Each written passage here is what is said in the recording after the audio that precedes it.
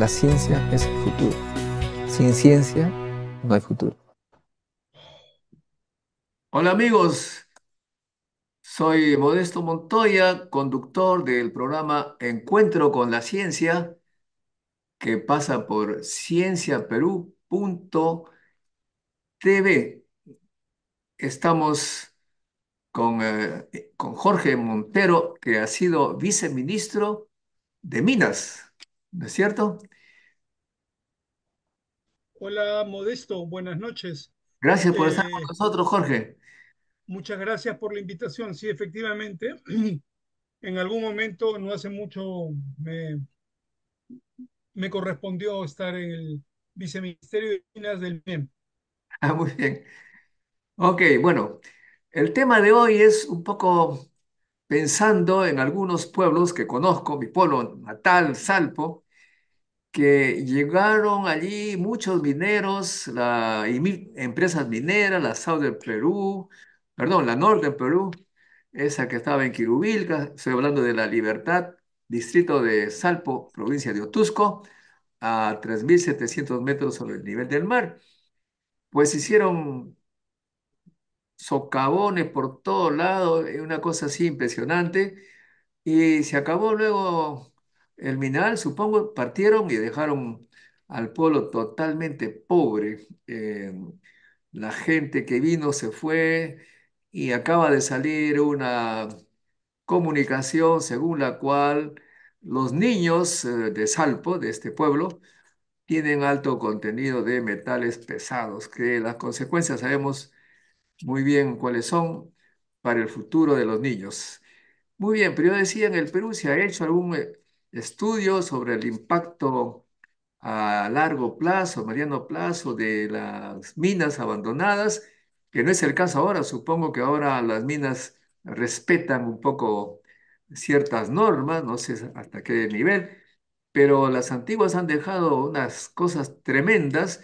Hace un par de días hubo digamos, el desbarranco de un pasivo minero por un afluente del río Santa, contaminó todo, se cortó la bocatoma que sirve para llevar agua a Trujillo, en fin, todo un caos. Entonces me pregunté, caray, ¿por qué no se arregla este asunto de los pasivos mineros? Cuesta tanta plata. Y me puse a investigar y quisiera leerte algo, ¿no? Antes de comenzar, para que un poco opines sobre el Encantado, tema y lo que existe en el Perú. Acá se encantado. trata de que en ciertos países desarrollados se hacen esos estudios del impacto de las minas abandonadas, ni más ni menos que en Estados Unidos se habla de Berkeley Pit Butte en Montana. Dice, la mina de Berkeley Pit fue una mina a cielo abierto de cobre y otros metales operativa desde el 55 hasta el 82 del siglo pasado. Cuando la mina cerró, el bombeo de agua subterránea se detuvo, lo que provocó que el pozo llevara con agua extremadamente ácida, cargada de metales pesados y tóxicos como arsénico, plomo y cadmio. El impacto ambiental, bueno, el agua de Berkeley Pit es altamente contaminada, con un pH similar al del jugo de limón o del vinagre, y representa una amenaza significativa para la vida silvestre y las fuentes de agua circundantes. Cada año miles de aves migratorias mueren al aterrizar en el agua contaminada. Luego dice, los costos de remediación y pérdidas económicas. El sitio ha sido designado como un Superfund Site por la Agencia de Protección Ambiental EPA, lo que significa que es uno de los sitios más contaminados de Estados Unidos y requiere un esfuerzo de limpieza a largo plazo. Los costos de remediación han sido enormes, con estimaciones que alcanzan varios cientos de millones de dólares. Parte del costo incluye el mantenimiento continuo de plantas de tratamiento para evitar que el agua ácida desborde y contamine ríos y acuíferos cercanos. El impacto económico a largo plazo, dice, además de los costos directos de limpieza, la contaminación de Brickell Pit ha resultado en la depredación de las propiedades circundantes y ha afectado negativamente la economía local, que dependía en gran medida de la minería. En este caso de estudio, se ilustra claramente los desafíos y costos asociados con la contaminación de minas abandonadas y cómo estos impactos pueden extenderse durante décadas, afectando tanto al medio ambiente como la economía local. Aquí hay estos estudios han sido hechos con los datos del APA Superfund Program y Montana Resources. Bueno, hay también otros casos. Australia, no voy a Hay leer muchos. todos los informes que tenemos, pero la pregunta que quería hacerte, Jorge, en el Perú se ha hecho estudios similares para lo que nos han dejado las empresas mineras en el pasado y por qué hasta ahora no logramos deshacernos de esos pasivos mineros que son un gran riesgo. Acá nomás en Tamborá que hay un tremendo pasivo minero, que si hay un terremoto de esos que están prediciendo los del IGP, tendríamos a Lima sin agua. Cuéntame un poco, ¿cuál es tu apreciación? ¿Hay esos estudios acá en Perú? Sí, sí los hay, Modesto, pero a ver, vamos a ordenar un poquito mis ideas para poder, digamos, ayudar a nuestros teleaudientes, ¿no? A las personas que nos acompañan en este programa. A ver, todo parte por el hecho de que los países con patrimonio geológico eh, necesitan una legislación adecuada. Entonces, si no hay un marco normativo y no hay instituciones capaces de fiscalizar el cumplimiento de ese marco normativo, no va a funcionar nada. En el caso del Perú, la cuestión es más o menos así.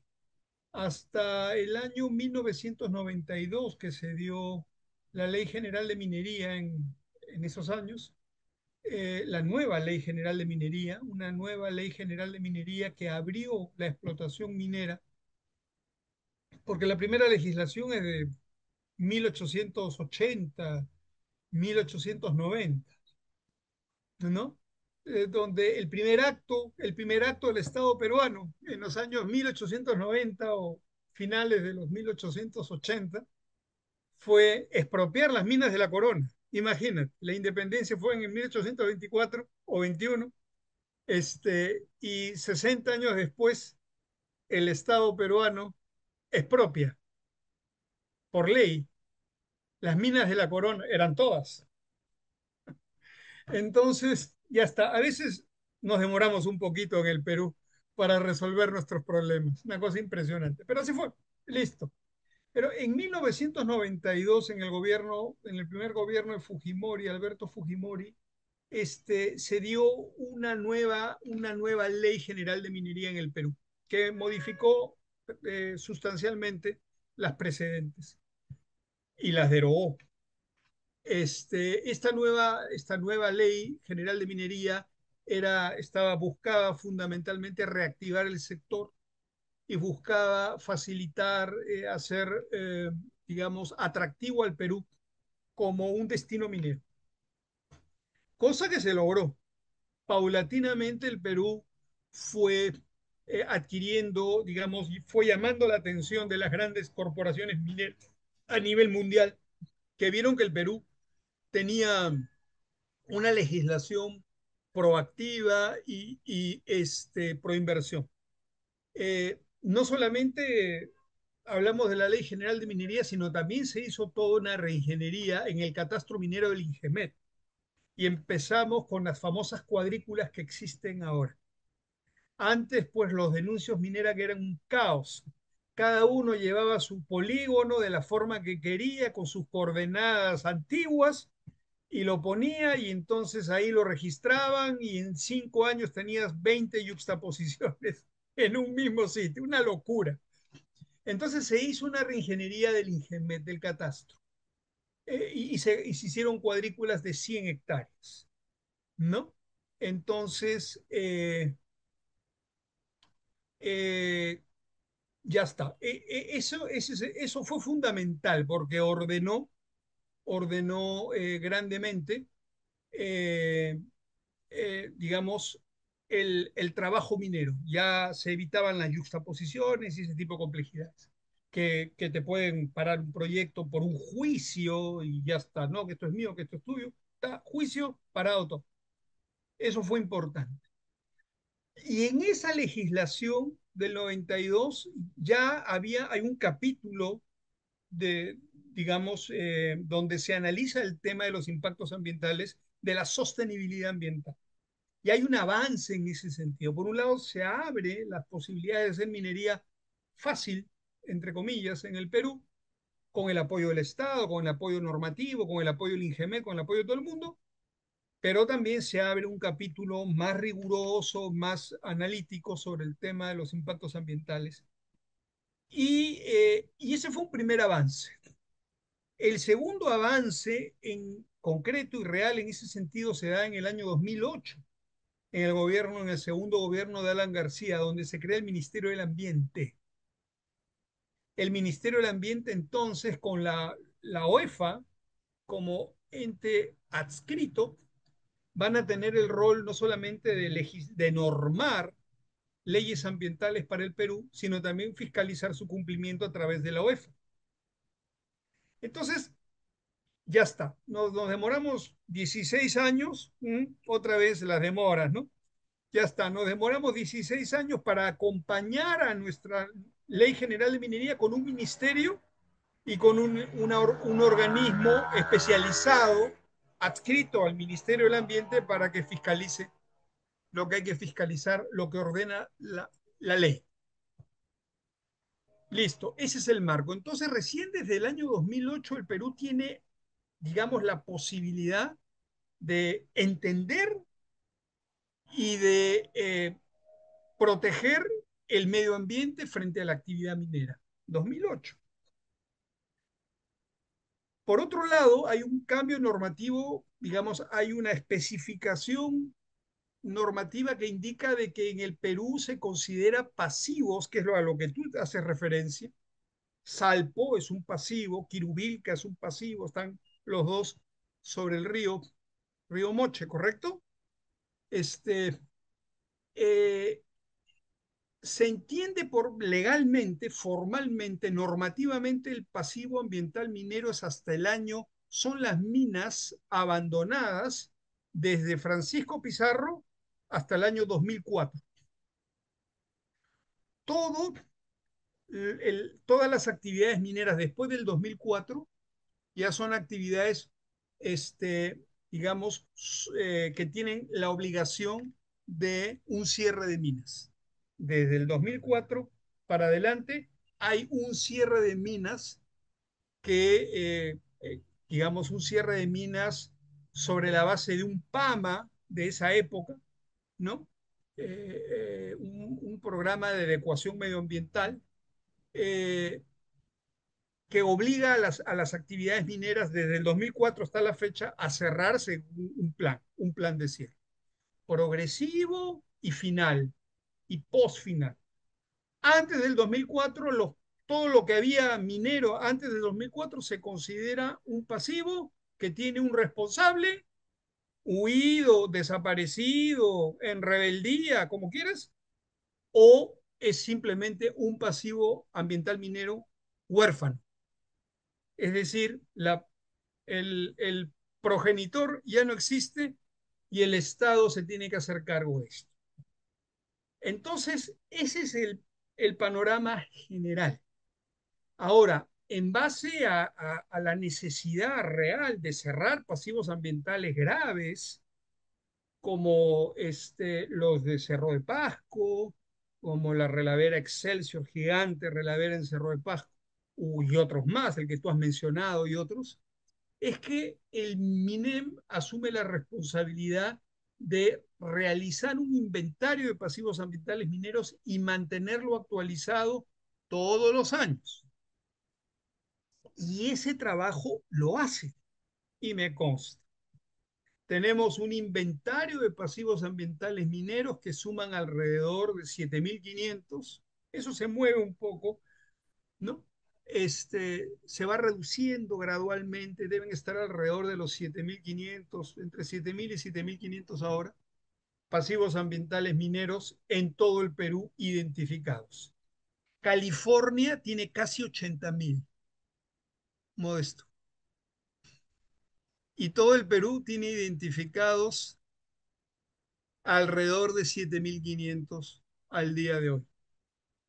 Esos pasivos ambientales mineros, ¿cómo se cierran? Y esta es la respuesta a tu pregunta. Disculpa que haya hecho el preámbulo, pero tenemos que entender las cosas, porque si no las entendemos, entonces no estamos ayudando a entender el problema, a solucionar el problema. Eh, la remediación es un encargo del Ministerio de Energía y Minas, el MINEM, activos mineros. Activos Mineros es la empresa de derecho público, gestión privada, derecho público, tiene un directorio, pero es de derecho público y está adscrita al Ministerio de Energía y Minas, al MINEM. Y ella es esta empresa, Activos Mineros, entre otros encargos, tiene el encargo del cierre de minas. Perdón, lo dije mal. Tiene el encargo de la remediación de pasivos ambientales mineros. La remediación de pasivos ambientales mineros, los que llegan hasta el 2004 y antes. Todos esos pasivos que están en el inventario que te acabo de mencionar es responsabilidad de activos mineros cerrarlos gradualmente en la medida en que el Ministerio de Energía y Minas le hace las transferencias anuales y le especifica cuáles se cierran el próximo año. El próximo año cierras 10 y aquí está el dinero, ¿no? Entonces, la cosa no es tan fácil porque el ministerio le da el encargo, el activos mineros, cuantifica la inversión, va al campo, evalúa, todo, tienen experiencia, lo hacen bien, evalúan el tema, costean el esfuerzo, el nivel de esfuerzo, y el ministerio le hace la transferencia para que haga el trabajo en 1, 2, 3 o 4 o 5 años, depende del tamaño del pasivo ambiental minero. Listo. Entonces, el trabajo se está haciendo, pero se está haciendo lentamente. Cerrar todos estos pasivos ambientales mineros nos podría costar, échale 7.000 pasivos ambientales mineros, 10 millones de dólares por cada uno, 7.000 por 10 millones de Nada, dólares, una cantidad, ¿no? 70.000 millones de dólares. Entonces, evidentemente, eso es algo que no lo puedes hacer pues en un quinquenio, en 3 democracias. Eso no funciona así. Es una barbaridad de dinero que lo vamos a tener que ir eh, resolviendo de a pocos porque no tenemos el presupuesto y parece que Estados Unidos tampoco, por lo que nos acabas de leer.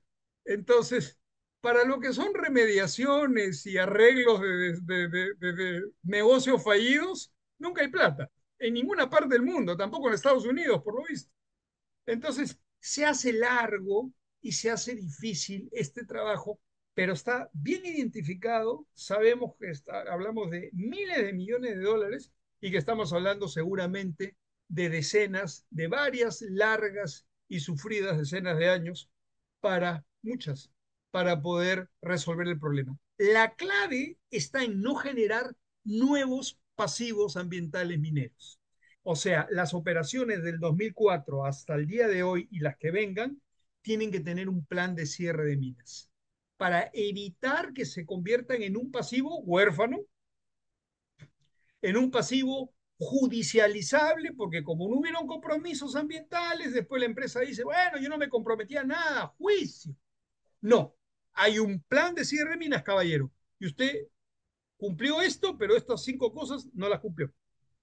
Entonces, tenemos que tener los planes de cierre de minas bien hechos y bien fiscalizados para que desde el 2004 en adelante ya no tengamos nunca más pasivos ambientales mineros que lamentar. Muy bien. Pero la respuesta no está completa, porque la historia es que estos pasivos ambientales están generando pérdidas, pues, como lo que hemos señalado, ¿no? No se puede cultivar todo lo que se podría, no se cultiva lo que se podría, los niños están mal, adultos no rinden bien, la producción baja, no son competitivos, los productos no se pueden vender al exterior porque ahí hacen análisis muy detallados y decretosos. O sea, permanentemente, aparte de los 60.000 millones de dólares, cada año perdemos un montón de plata, eso no se ha evaluado.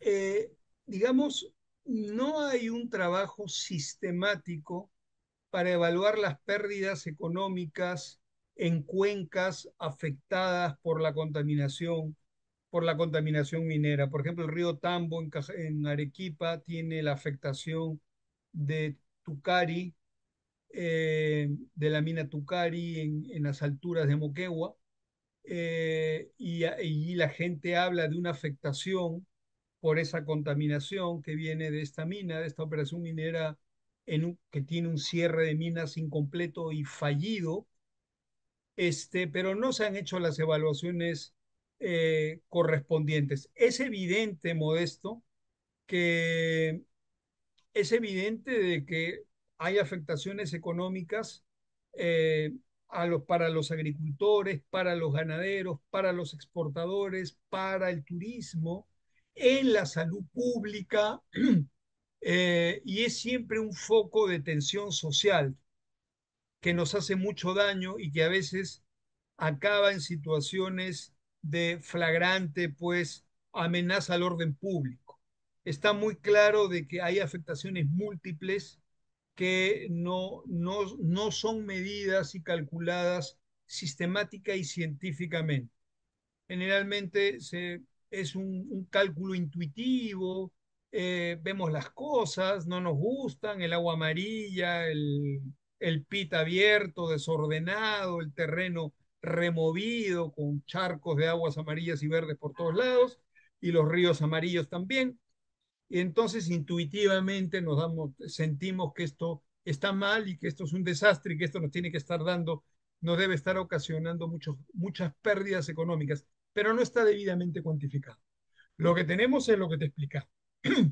Sí, pues, pero también hay, como te decía, de mi pueblito, que es, por lo que ya te mencioné cuál, te voy a mostrar un poco lo que acaba de salir recientemente. Vamos a ver. A ver. Ahí está, mira, ¿ves? Salpo es mi pueblo. Es un informe que acaba de salir. Niños de Salpo y Poroto presentan altos niveles de metales pesados en la sangre. Entonces la población, pues cuando ve estas noticias y se entera qué pasa con los niños que tienen ese problema, pues se inquietan y se comienzan a organizar para manifestar contra cualquier actividad que se parezca a la minería. O sea que, eh, ¿cómo resolver este problema? Ya A ver, más o menos a tú nos ver, estás diciendo que es sí complicado. lo tengo muy claro. A ver, bueno, lo tengo muy claro. Cada caso es un caso particular, depende mucho de la minería que se haya dado, cómo se haya dado, etcétera. Pero a ver, en primer lugar, no han habido líneas de base, lo cual es un grave error. Recién a partir de hace probablemente unos no más de 15 o 20 años, menos, en realidad aquí, desde el 2008, desde la formación del Ministerio del Ambiente, es que se ha obligado el SENACE, la organización del SENACE y la puesta en marcha del SENACE, se obliga a los proyectos mineros a presentar líneas de base.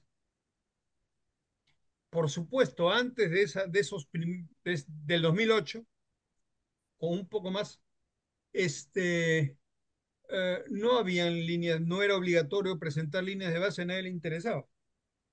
Entonces, tú no sabes exactamente si la presencia de metales pesados en sangre corresponde al 100% al impacto ambiental de la operación minera fallida, o es una combinación de ese componente minero fallido con componentes naturales, porque si es una zona mineralizada, probablemente el agua entubada que consumen ya contiene minerales, El polvo que levanta el viento y que respiran también proviene de material mineralizado. No hay claridad. Tú eres un científico, muy respetado. Entonces tú sabes de que, sí, ahí está la mina, culpable de todo el metal en sangre. Si no hay números, si no hay experimentos, números, data fuerte, dura, bien preparada, bien diseñada, entonces sí, son especulaciones. Presumiblemente, sin duda que sí. Pero lamentablemente no tenemos línea de base. Es más, las líneas de base que actualmente se utilizan tampoco consideran sangre, metales pesados en sangre, porque requiere de una intervención del ministerio y hay personas del Ministerio de Salud y hay personas que están en contra de eso. A mí no me toca nadie, a mí nadie me saca sangre. Cuando me sienta mal aviso y están en su derecho. Entonces, se hace difícil una intervención invasiva ex ante para ver si las personas tienen o no tienen sangre. Hay resistencia social a ese tipo de cooperación. Puede que en algunos lugares no, o no de todos, pero con frecuencia las comunidades no desean que se usen métodos invasivos con ellos, por ejemplo, retirándoles sangre en vena. Entonces, se hace difícil, sin embargo, es la única manera de entender el antes y el después, pero ahí hay una dificultad cultural. Ojo. El otro tema, el que podría ser el segundo mejor, es hacer una evaluación ambiental integral en viento, en, en suelo, en agua, hacer un monitoreo de línea de base, de fuentes de agua subterráneas, superficiales, suelos, alimentos, vientos, para entender qué están respirando, qué están comiendo, en qué suelo viven y qué agua toman, como Está- un segundo mejor o complementario a un eventual análisis de sangre, aunque sea muestral de una población referencial. Entonces, recién cuando tienes eso, tú puedes decir si esos niveles aumentan por la operación minera descuidada, por la operación minera irresponsable que está contaminando. Por ejemplo, en La Oroya, tremendo caso internacional, judicializado, los niños de La Oroya con plomo en sangre. Evidentemente, pues estás hablando de una fundición con tres chimeneas en medio del pueblo. No hay forma de escaparse de las responsabilidades ahí. Este, pero operaciones mineras es un poco más, no tienen un impacto tan elocuente en el agua y en el aire como una fundición, ¿no? Que bota escorias, escombros, no relaves, porque ellos hacen fundición, pero botan emisiones, escorias, etcétera. Mucho más peligroso. Evidentemente, ahí la situación es, digamos, de mayor compromiso de solo verlo. Las operaciones mineras, eh, por ejemplo, en algunos lugares decían, esta mina nos está contaminando, tenemos plomo en sangre. Y la mina miraba y decía, pero yo no trabajo plomo, yo trabajo cobre. ¿Por qué voy a botar plomo si aquí hay cobre?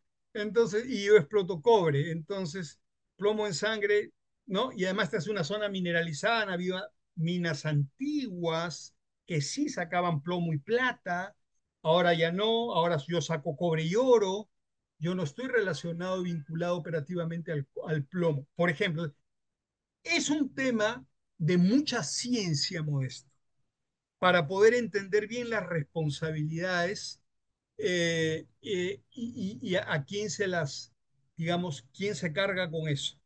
Eh, ya está, hemos conversado un poquito de este asunto que es delicado. El otro tiene que ver con las afectaciones a las viviendas por vibraciones. Ojo, ese es, Espérate, pero sobre este punto, sí, ¿hay, hay técnicas científicas conocidas, la hidrología isotópica que nos permitiría Así es. evaluar y saber si tal mina está contaminando o no, si tal pasivo está contaminando o no el agua, pero no, nunca he visto un interés del ministerio de apoyar esas actividades de evaluación. Eh, Hay Totalmente de acuerdo, Modesto. No técnica, podemos, nosotros los físicos nucleares conocemos muy bien la técnica de trazadores radioactivos e isotópicos, o sea así que es. falta esa. Sí, totalmente de acuerdo. No vamos a tapar el dedo con el sol. Yo no sé por qué no se ha generalizado la técnica de los trazadores isotópicos que conectan relaveras con la red de manantes y de acuíferos cercanos para hacer lectura de elementos contaminantes presentes en la relavera, ¿no es cierto?, que pueden estar llegando a las fuentes naturales. Simplemente sueltas el trazador en la relavera y lo lees en el manante y quiere decir que hay una conexión entre relavera y manante y ahí está. Si pasó el trazador, está pasando todo, pues. Entonces, de acuerdo, es un tema científico real, inobjetable, indiscutible. Y sin embargo, es una técnica que además el IPEN la puede hacer muy bien. Tiene la tecnología, tiene los equipos, tiene lo que sea necesario, las autorizaciones y todo para hacer ese tipo de análisis. Y no se hacen con la regularidad y de una manera regular. En el caso de una operación minera en marcha que tiene una o dos relaveras en producción, ¿no? El otro tema, y bueno, ya lo dijimos, pero igual, acá tiene la otra noticia de esta semana, lo que te decía hace un momento, ¿no? Esto es lo que ha provocado que te moleste para que me expliques estas cosas. Encantado. La semana pasada ha ocurrido esto, esta semana que está terminando, restringe captación de agua en Chavimochic por presencia de relave minero en uno de los afluentes del río Santa. Dice, ante la información proporcionada por nuestros operadores a las 22:30 horas, la autoridad administradora del agua, la AAA, y el proyecto especial Chinecas respecto a la presencia de relave minero en uno de los afluentes del río Santa, el río Tablachaca, hemos restringido de manera inmediata la captación de agua en la bocatoma para el sistema Chayimochi. Bueno, aquí las medidas se toman, etcétera, etcétera. Eh, Trujillo, 6 de agosto del 2024. Listo. Esto, por ejemplo, yo me pregunto, ¿debía o debería haber una evaluación de los riesgos de los relaves mineros para empezar a resolver aquellos que tienen una alta probabilidad digamos, de desborde, ¿no? Sí, a ver, Modesto, esto proviene o de alguna mediana, de alguna relavera abandonada. Esto debe ser producto de algún pasivo ambiental minero significativo, grande, alguna relavera, algún botadero, alguna escombrera abandonados que cuando con el agua, bueno, no hay lluvias en este momento en la sierra, no tantas como en época de avenida, de verano, pero cuando entran en contacto con el agua, como es material activo, el mineral se oxida al contacto con el agua y el agua arrastra, se transforma en agua ácida. Entonces, sí, por ejemplo, ¿qué deberíamos hacer en ese caso?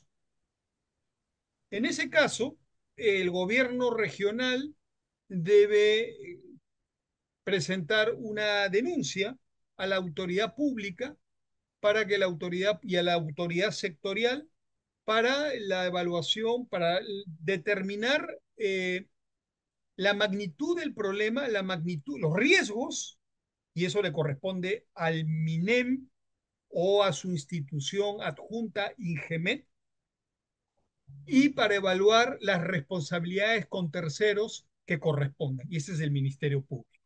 Entonces tienen que seguir el río Ya deberían haberlo hecho, estamos 11. Es una noticia del 6, han pasado 5 días. No me digas que recién están leyendo la noticia en Lima. Esto debió ya, deben estar en el campo, supongo. ¿No es cierto? Deben seguir la huella de la quebrada, llegar hasta las nacientes del problema, identificar los afluentes contaminados y ver quién está allí. Detener a esas personas inmediatamente y abrirles una denuncia por 500 delitos. A Por informar a la supuesto, población, e informar a la población y lo que están haciendo.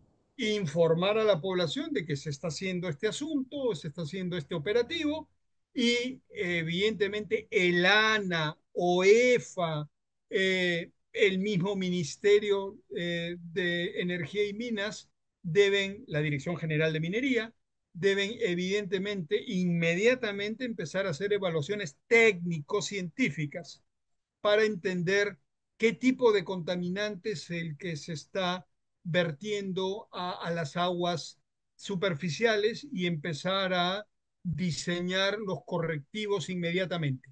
Pero, pero, tenemos un problema en la norma, Modesto. Es increíble, pero tenemos ciertos conflictos en la normatividad. Por ejemplo, supongamos que sea un relave, el sangrado de un relave de una mina que cerró en el 2011, que no cerró o que cerró parcialmente o de manera incompleta o de manera imperfecta. En el 2011 desapareció y dejaron un fideicomiso. Ese fideicomiso que Que está en las realmente cuentas, es muy pequeñito, no sirve para mucho. no solamente y con seguridad es muy pequeño y no sirve para mucho, sino que así existiera, la norma indica de que ese fideicomiso se aplica al cierre, más no a la mitigación. Entonces, imagínate. Entonces dice, oiga, señor, ya tengo 10 millones de dólares. Sí, tiene usted que empezar el proceso de cierre. Sí, pues, pero si comienzo el proceso de cierre me va a demorar 3 años, 5 años. Pero yo necesito mitigar ahora mientras cierro. Ah, no.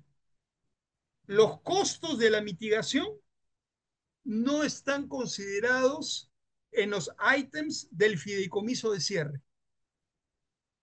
Tiene usted que para la mitigación sacar fondos de otros lugares del Tesoro Público, porque lo que está en el fideicomiso es para el cierre, no para la mitigación. Inmediata y urgente, sumarísima, no hay dinero. Pero tengo 10 millones, no, no los puedo usar. Los tiene que usar para el cierre.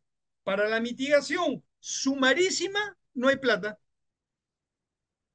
Bueno, ya muy complicado entonces este asunto que supongo Es, que tiene que resolverse lo antes posible porque mientras persiste esta situación va a haber más rechazo a las nuevas mineras que supuestamente vienen con comportamiento adecuado para los tiempos modernos, ¿no?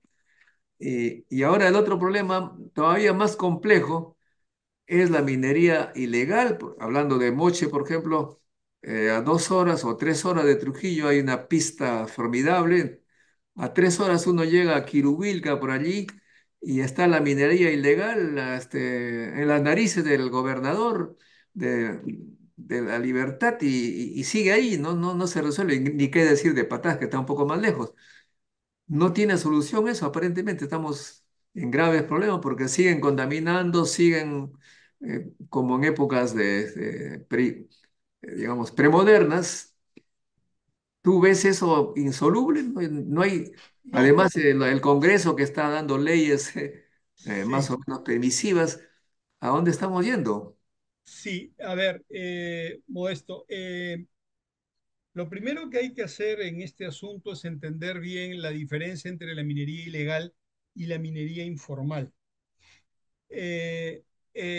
No son iguales ni tienen el mismo destino. La minería ilegal es un delito penado por ley. Quien la practica es un delincuente. La minería informal es una minera en vías de formalización porque hoy tiene un reinfo. Entonces, no existen minería en pequeña minería en formalización, informales e ilegales. No. Si no tienes un reinfo, estás en la ilegalidad. O sea que hay dos. En la pequeña minería y minería artesanal hay dos opciones. O eres un ilegal o estás en formalización mediante el reinfo, que es el sistema que se quiere pensar, que se quiere cambiar, que se quiere cerrar, que se quiere hacer otra cosa. Muy bien, eso lo podemos discutir. Pero hoy en día tienes o los ilegales o los que están en vías de formalización a través del reinfo. Y hay dos tipos de reinfos. Los reinfos vigentes, es decir, los titulares están en el proceso de formalización avanzando como pueden con el apoyo técnico del Ministerio, de la Dirección General de Formalización Minera, avanzando como pueden, y tienes los reinfos suspendidos, que son aquellos que no han avanzado un paso en su formalización, sacaron su reinfo, sacaron su numerito, ¿no? Su placa de rodaje y lo dejaron ahí, se olvidaron. Esos hoy en día están suspendidos. Tenemos 89.000 reinfos en Perú hoy, de los cuales 23.000 están vigentes. Es decir, están haciendo algo en su camino a la formalización. 23.000 y 66.000 están suspendidos. Simplemente son reinfos que no pueden, eh, no tienen los beneficios del registro porque no han avanzado en lo más mínimo su proceso de formalización. Entonces, Pero igual, sea cual fuese su situación legal, siguen contaminando el río. claro, a ver, esa foto que me has enseñado probablemente sea de un pasivo o probablemente sea una combinación de uno, dos o más pasivos con actividad minera No, no, no, esa es una cosa, ilegal. ese es en el río Santa. Sí, en el río Yo Santa. estoy hablando, el río Moche tiene el mismo Sí, color y ese viene Quirubilca, de de Quirubilca, Quirubilca sí. y ahí hay pues En mineros formales, qué sé yo, sí. ilegales, no sé. Quirubilca lo que tienes es una invasión de mineros ilegales. Porque la empresa Quirubilca está en liquidación formalmente y Entonces el gobierno regional no puede hacer nada, aparentemente. tiene una junta liquidadora y esa junta liquidadora está amarrada de pies y manos porque su patrimonio de denuncios mineros, de títulos mineros, está invadido por ilegales que no tienen reinfo y que si lo tuvieran estarían suspendidos porque están en un derecho de un tercero. Entonces,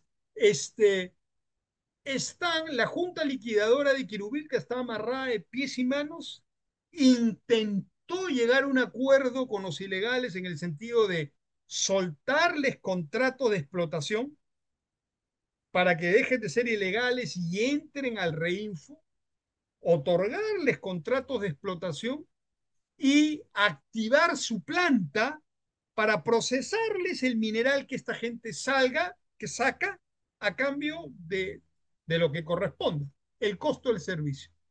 Era una buena idea, pero se ha quedado ahí.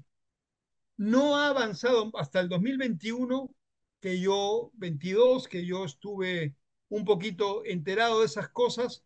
Ese proceso no ha avanzado a pesar que es la única salida posible. ¿Quién está bloqueando eso? ¿Quién está impidiendo que una idea que puede resolver un problema grave en el Moche, Quirubilca, avance?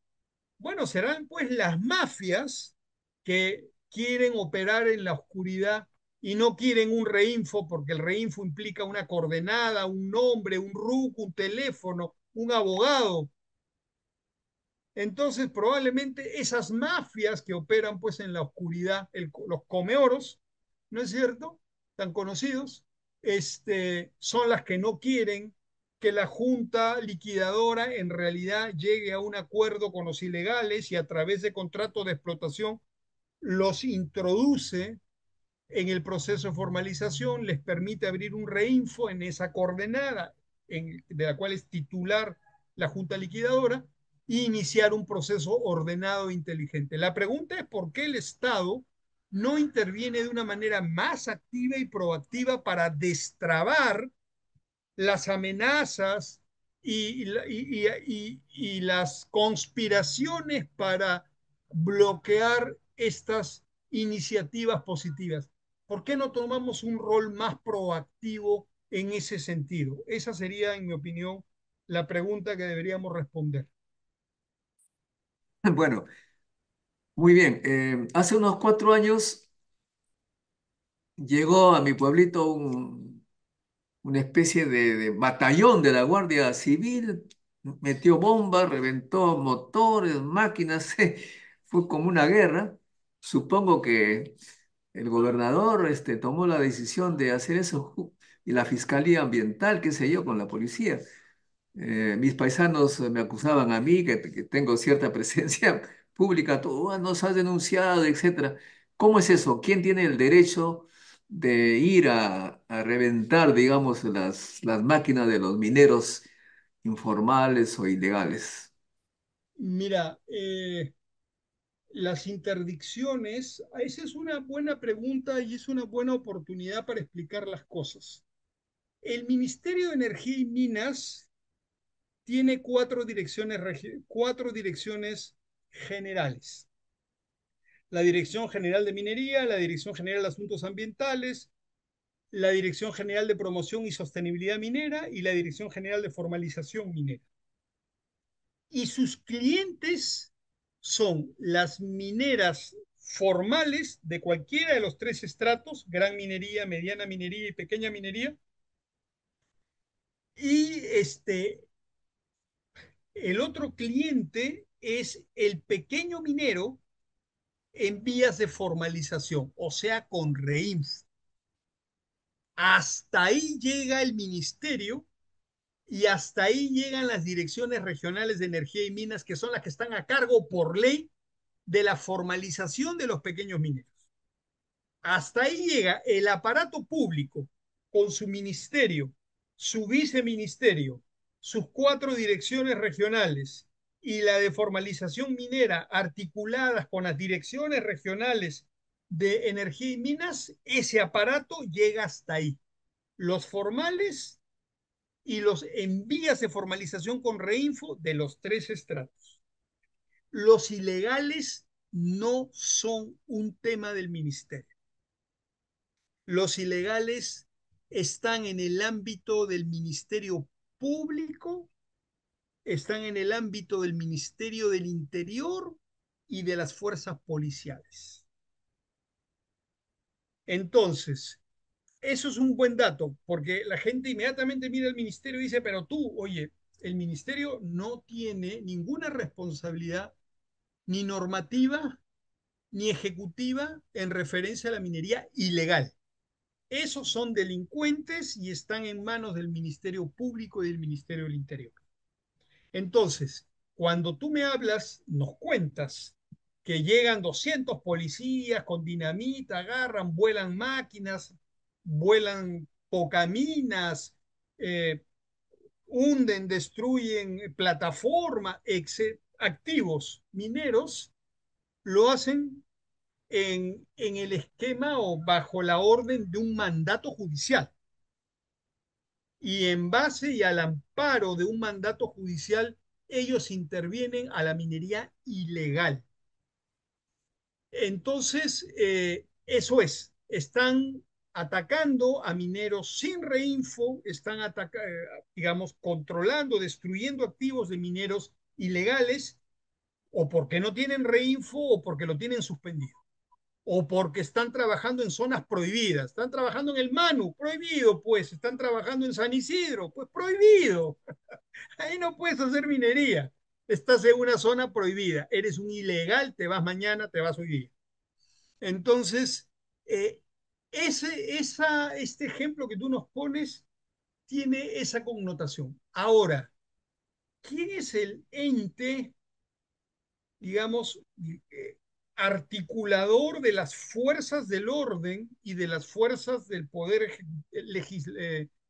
digamos, que articula también con el Ministerio Público y con el Ministerio del Interior? Es el alto comisionado, existe un alto comisionado para la lucha contra la minería ilegal. Esa figura existe eh, y está en funciones.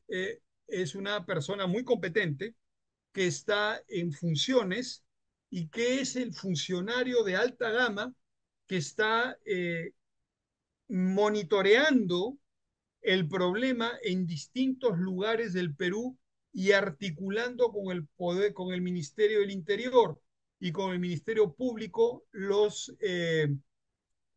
operativos de interdicción. Tienes operativo Mercurio, tienes operativo Cianuro, tienen varios nombres para zonas específicas. Entonces, por supuesto, están articulando también con el MEF, el Ministerio de Economía y Finanzas, que es el que tiene que solventar del erario nacional el costo de estos operativos. Se han hecho más de 1.000 en los últimos 2 años. Y eso tiene un costo alto. Y eso también es una preocupación añadida a la tuya, que te preocupan mucho los costos. Imagínate cuánto cuestan 1.000 operativos en los últimos 700 días, 800 días, 1.000 operativos policiales con transporte de personal, equipo, helicópteros, etcétera, etcétera, permanencia del personal, movilizar para hacer estas interdicciones costosas. Bueno, es parte del problema. Eh, Muy bien, no sé si, entonces sí, dime. intuitivamente puedo pensar que realmente lo que nos han dejado las minas no alcanza para remediar lo que han dejado al final, ¿no? Definitivamente no, Modesto. Lo que las minas que han dejado pasivos huérfanos o que no han cumplido con los fideicomisos digamos, en montos suficientes para el cierre final, pero no solamente para el final, sobre todo para el progresivo. Y no estaban obligadas a fideicomisos para el cierre progresivo. Y pateaban el cierre de componentes mineros del progresivo al final. Y se acumulaba todo al final y no había dinero. Entonces, es una jugada perversa. Bueno, sí, esas empresas que han hecho estas cosas en el pasado nos han dejado un forado gigante que vamos a tener que cerrar poco a poco. Pero, no todo es malo en minería, Modesto. Hablando de El la pobre, minería, estamos hablando de la minería del pasado. sí, yo lo sé, yo lo sé. La minería moderna, la minería que tenemos ahora, las grandes corporaciones mineras internacionales con estándares este, de alta gama, esos no se van a meter en problemas internacionales, en bolsas de valores, porque le quieren, pues, se quieren ahorrar 10 millones de dólares o 100 millones de dólares en el Perú. Eso no lo van a hacer nunca. Son corporaciones sumamente miradas, escaneadas por los mercados de valores, donde tienen que tener pues una pulcritud en su gestión ambiental y los mercados están muy atentos a las protestas de las personas, a las movilizaciones de los pueblos, inmediatamente ponen el foco ahí y dice, ¿qué pasa? Entonces, estas empresas modernas se cuidan mucho de estos problemas. Entonces, cuando hablamos de cierres de minas, hablamos de fideicomisos, hablamos de mayores controles, mayor rigor, no estamos pensando en esas empresas. Esas empresas no van a hacer ningún problema porque tienen mucho que perder. Todo lo contrario. cuando hace bien las cosas, se entera el planeta y sus acciones cotizan mejor. Entonces, Bueno, pero eso ya es un tema más moderno, digamos. sí, Yo estaba refiriéndome al pasado y diciendo cuánto nos han dejado en plata para vivir, qué sé yo, ha sido rentable finalmente ese tipo de minería. Porque dicho sea de paso, tenemos el otro tema que no hemos hablado, de repente pues algo debes decir al respecto, es que las aguas contaminadas en Lima, por ejemplo, llegan a Sedapal, en Trujillo a Sedalip, para procesarlas se gasta no sé cuánta plata al año debido a esa contaminación que han dejado las minas.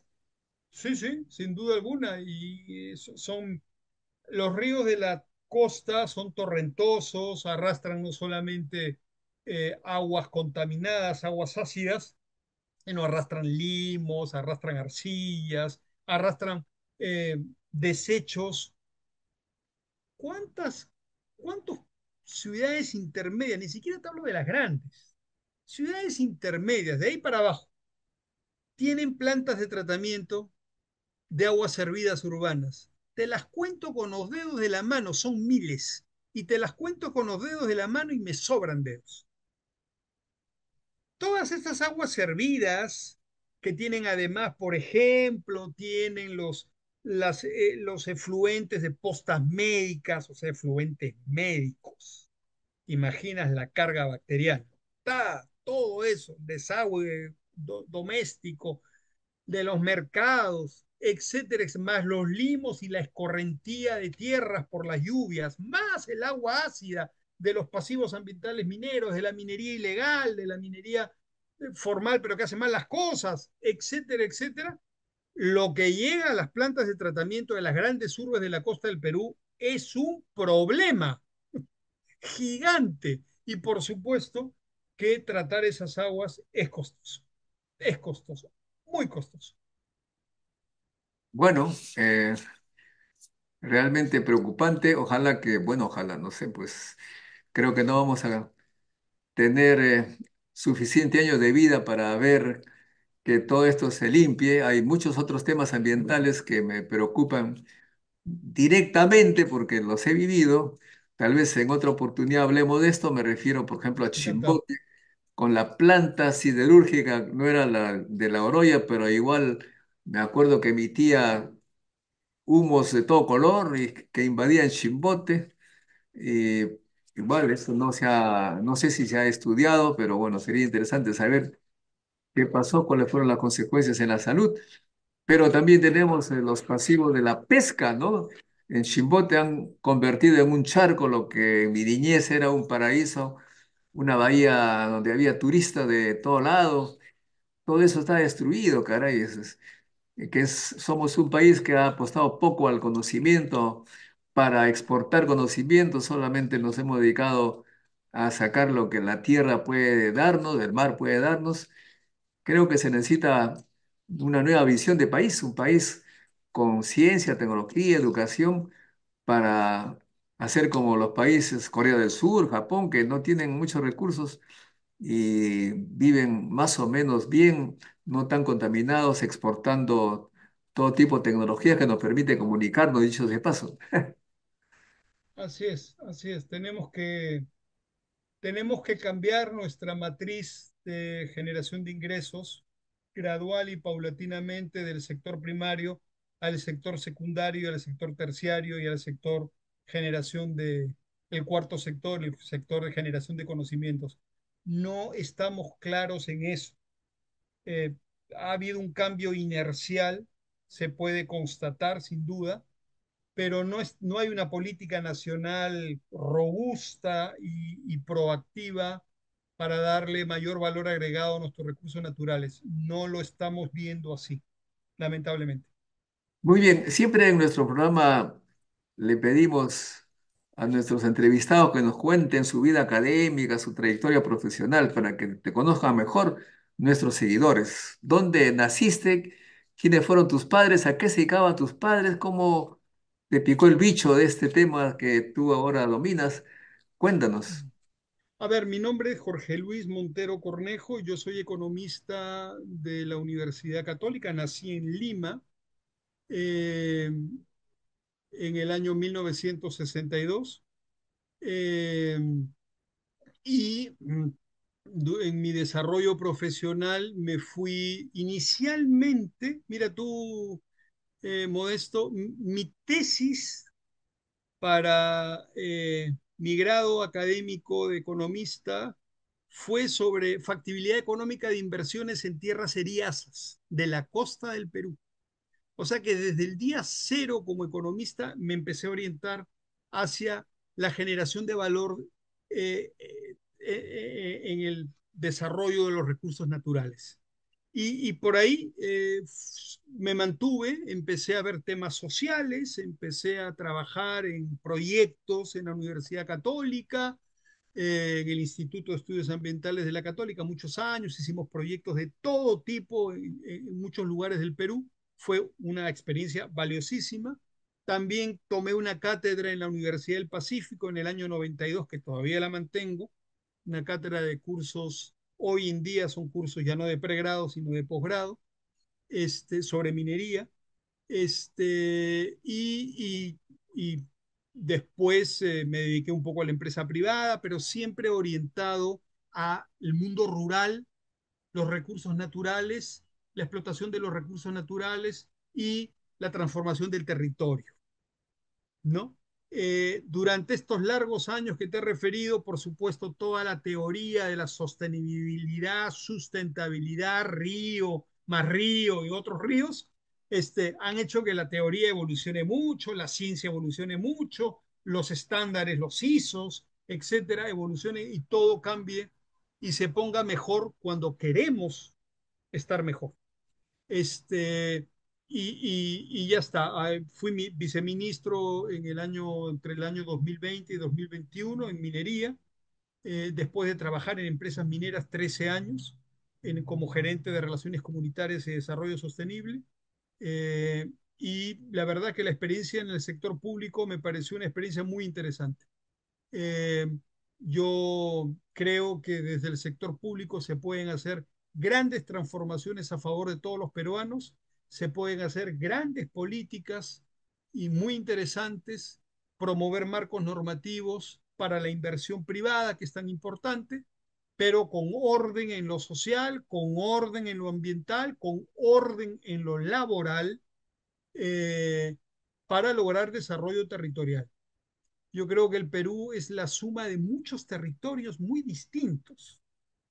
Y no podemos ver pues el Perú pues como las grandes praderas de Norteamérica, donde antes habían pues no sé 5.000 navajos o pieles rojas, después los mataron a todos y pusieron vacas y trenes. Eso no es el Perú. El Perú es una diversidad, es un mosaico de ecosistemas, de alturas, de sombras, de luces, de pueblos, de gentes. Este, y se tiene que trabajar el territorio a nivel de cuenca, microcuenca, respetando las singularidades históricas, respetando las singularidades culturales. Es un trabajo arduo. Si salvamos el Perú, salvamos el mundo, Modesto. Tenemos toda la experiencia y todos los problemas que hemos tratado de resolver. Muchas gracias, Jorge. Ha sido un placer conversar contigo. Seguiremos en contacto para cualquier consulta, por favor. A tus órdenes, Modesto, a órdenes de tu audiencia, con mucho gusto, te agradezco la invitación. Gracias, estimado Jorge. Amigos, con nosotros será hasta un próximo encuentro con la ciencia. Chao. La ciencia es el futuro. Sin ciencia no hay futuro.